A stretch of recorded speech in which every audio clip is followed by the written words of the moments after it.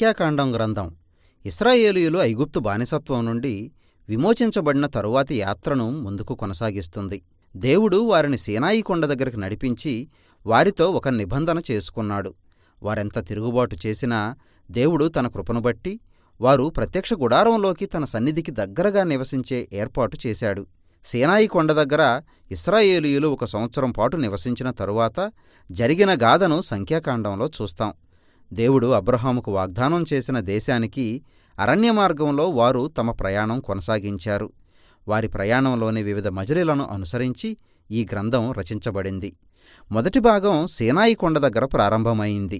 అక్కడ్నుండి వారు పారాను అరణ్యానికి ప్రయాణమయ్యారు.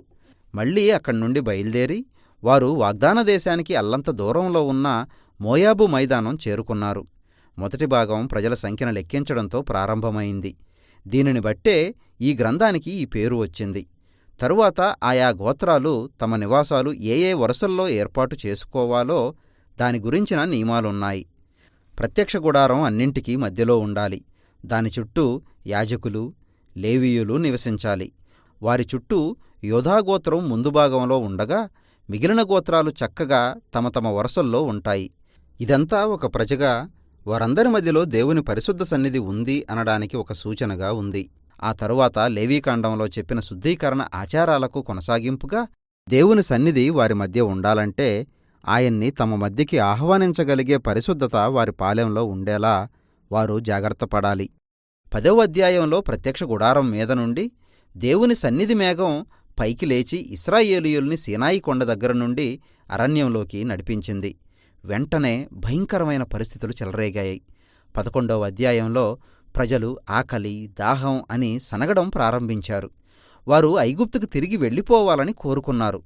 తరువాత 12వ అధ్యాయంలో మోషే స్వంత అన్న, అక్క అతనికి వ్యతిరేకంగా లేచి ప్రజలందరి ముందు అతనిపై చెడ్డమాటలు పలికారు. ఎందుకో ఈ ప్రయాణం ప్రారంభం అంత బాగోలేదు.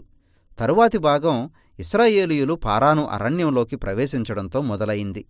అది వాగ్దాన దేశానికి అతి కొద్ది దూరంలో ఉంది. దేవుడు మోషేతో గోత్రానికి ఒకరు చొప్పున 12 మందిని వాగ్దాన దేశాన్ని చూసిరావడానికి పంపమని చెప్పాడు. ఆ గూఢచారులు తిరిగి వచ్చినప్పుడు వారిలో 10 మంది అక్కడ ఇశ్రాయేలీయులు జీవించగలిగే అవకాశం లేదని, కానానీయులు తమని నాశనం చేస్తారని అన్నారు. అయితే కాలేబు, యెహోషువ అనే 2 మాత్రం దేవుడు తమను కాపాడతాడని అన్నారు. అయితే ఆ 10 మంది ప్రజల్ని రెచ్చగొట్టినప్పుడు అందరూ భయంకరంగా చెలరేగి ఒక తిరుగుబాటును లేవదీశారు. వారు తమ కోసం ఒక కొత్త నాయకుణ్ణి ఎన్నుకుని ఐగుప్తుకు తిరిగి వెళ్ళిపోతామన్నారు. సహజంగానే దేవునికి కోపం వచ్చింది. అయితే మోషే ప్రజల పక్షంగా ఆయన్ని వేడుకొన్నాడు. అబ్రాహాముకి దేవుడు చేసిన వాగ్దానాలను ఆయనకి గుర్తుచేశాడు. కాని తన న్యాయనిరతి విషయంలో ఆయన రాజీపడలేదు. వాగ్దాన దేశంలోకి వెళ్లకూడదని వారు కోరుకున్నారు కాబట్టి దానిని ఆయన వారికిచ్చాడు.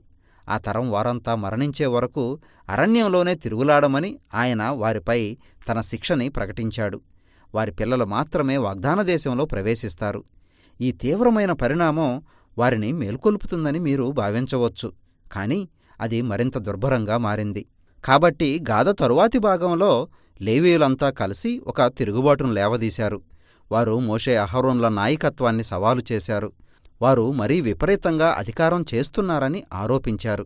కాబట్టి దేవుడు ఆ లేవీయులతో తీవ్రంగా వ్యవహరించాడు. మోషే, అహరోన్లను ఇశ్రాయేలు నాయకులుగా ఆయన తిరిగి ఖాయించేశాడు. వారు పారాను అరణ్యం వదిలి వెళ్తుండగా వారి పరిస్థితి మళ్లీ దిగజారింది. ఇశ్రాయేలీయులు తమకు దాహం అవుతుందని సనగడం ప్రారంభించారు.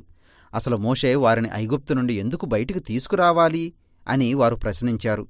అప్పుడు దేవుడు ఒక రాయిలో నుండి ఆ ప్రజలందరికీ నీరు వచ్చేటట్టుగా దానితో మాట్లాడమని మోషేతో చెప్పాడు.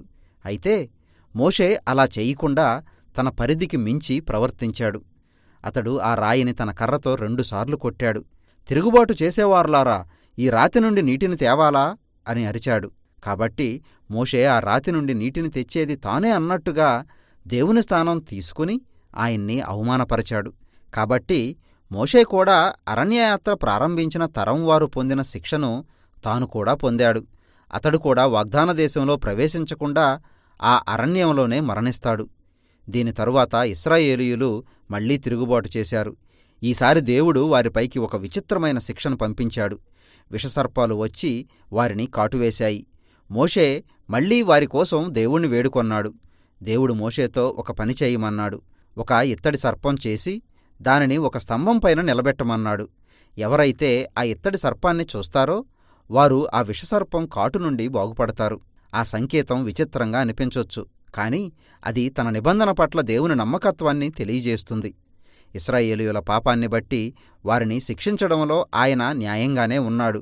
అయితే ఎవరు తమ స్వస్థత కోసం దేవుని వైపు చూస్తారో వారికి దేవుని శిక్ష కూడా జీవానికి కారణంగా మారుతుంది. ఇక్కడి నుండి ప్రజలు మోయాబు మైదానంలో ప్రవేశించారు. ఈ భాగంలోని ప్రధాన విషయం బిలాము అనే ఒక విచిత్రమైన వ్యక్తి గురించి. తన రాజ్యం గుండా ప్రయాణమై వెళ్తున్న ఆ గొప్ప జనసమూహాన్ని చూసి మోయాబురాజు భయపడ్డాడు.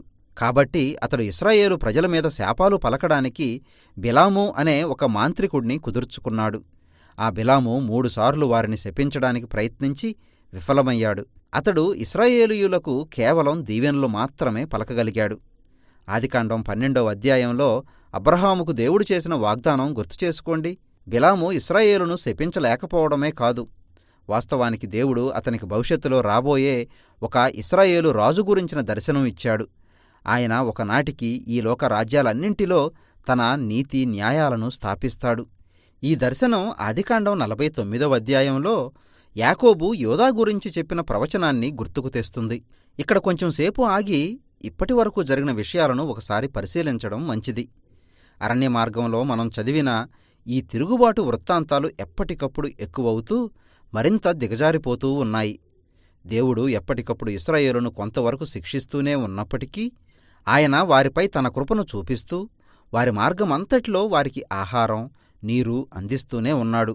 అందుకే బిలాము గాథలో దేవుని కృప అద్భుతంగా చిత్రీకరించబడడం మనం చూస్తాం.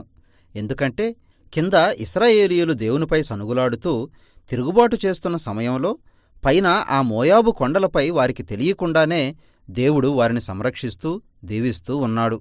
ఆ అరణ్య ప్రయాణాల్లో ఇశ్రాయేలీయుల తిరుగుబాటు, వారి పట్ల దేవుని నమ్మకత్వం, ఈ రెంటి మధ్య వైరుధ్యమే ఆ తరువాతి తరాల ఇశ్రాయేలీయులకి ఈ అరణ్యయాత్ర గాథల్ని చాలా ప్రాముఖ్యమైనవిగా చేసింది. అందుకే ఈ వృత్తాంతాల గురించి తరువాతి కాలంలోని ప్రవక్తలు, బైబిల్ రచయితలు, కొత్త నిబంధనలో అపోస్తలులు సహితం పదే పదే ప్రస్తావించారు. ఈ గాథలు వారి జీవితాల్లో దేవుడు తన నిబంధన వాగ్దానాల పట్ల నమ్మకంగా నిలుస్తాడు.